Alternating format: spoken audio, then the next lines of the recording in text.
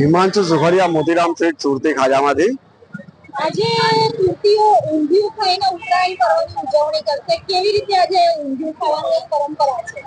સુરતીઓને મકર સંક્રાંતિની શુભકામનાઓ। અને સુરતીઓ મકર સંક્રાંતિ દિવસે ઊંધિયું જલેબી ખાવાનો રિવાજ છે।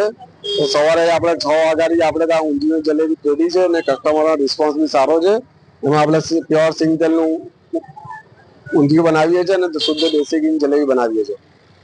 આપણે ત્યાં સ્પેશિયલ ફ્રાય કરેલું ઊંધિયું હોય છે, શું છે એમાં ખાસિયત? માર્કેટમાં બોઇલ કરેલું બી મળે છે અને એમાં ટેસ્ટમાં થોડું ફીકા સ્વીટ હોય છે। આપણે ત્યાં ફ્રાય કરેલું આવે છે, એમાં આપણે મેથીના મુઠિયા, લસણ બી ફૂલ નાખીએ છીએ એટલે તીખાસમાં બને છે ને સ્વાદમાં બી ચટપટું લાગે છે આપણે ત્યાં ઊંધિયું। આજે ઉત્તરાયણ નો પર્વ છે, સુરતીઓને શું કહેશો ઊંધિયા સાથે? સુરતીઓને સેફ ઉત્તરાયણ મનાવો ને સારું ખાઓ, હેલ્ધી રહો અને મસ્ત રહો એવી શુભકામનાઓ એસ મોતીરામ સ્વીટ તરફથી। ડોક્ટર હિતેશ જરીવાલા। આજે ઉત્તરાયણ નો પર્વ છે, ઊંધિયાની લોકો કેમ ખરીદી કરે છે, કેમ નિર્માણ કરે છે?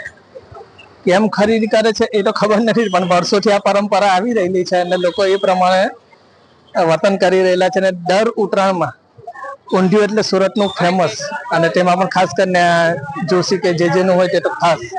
અને ત્યાં તમને દિનભર પૂરી લાઈન જોવા મળશે અને લાઈનમાં ઊભું રહેવું પડશે, છતાં આટલો સમય બગાડીને પણ લોકો ઊંધિયા માટે ઉભા રહે છે અહીંયા। જી આજે સુરતી ઊંધિયું ખાવાની જે પરંપરા છે, આજે કેવી રીતે ઉત્તરાયણ પર્વની ઉજવણી કરશો, કેવી રીતે બધા સાથે લોકો ઊંધિયું, પૂરી ને ભજીયા, ખાસ આપણે સુરતની વાનગી કહીએ તો એ ખૂબ જ ફેમસ છે ઉત્તરાયણમાં, અને લોકો એની સાથે જ એન્જોય કરતા હોય છે ઊંધિયા પૂરી સાથે।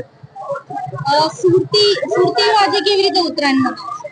બસ સુરતીઓ માટે તો એકદમ એન્જોયમેન્ટ ડે છે, એકદમ એન્ટરટેનમેન્ટ છે। અને સુરતીઓ દર વર્ષે જે રીતે ઉત્તરાયણ મનાવે છે તે જ રીતે દર વર્ષે ઊંધિયું પૂરી ખાઈને ઉત્તરાયણ મનાવતા હોય છે।